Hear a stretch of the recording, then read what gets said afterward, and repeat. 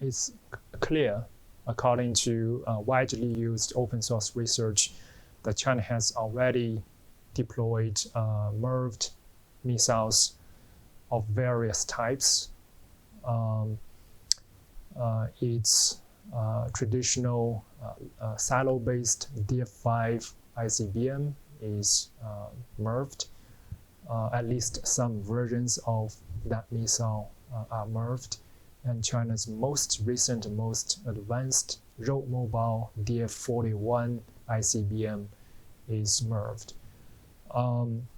I think the primary reason for China to acquire and deploy MIRVing capability is to increase the penetrating capacity of its nuclear-armed long-range missiles.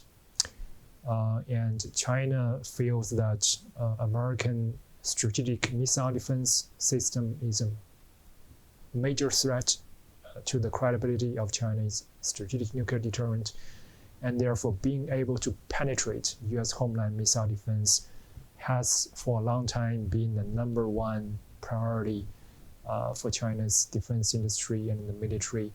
And now MIRVing ICBMs is viewed as an effective way to address that Chinese vulnerability.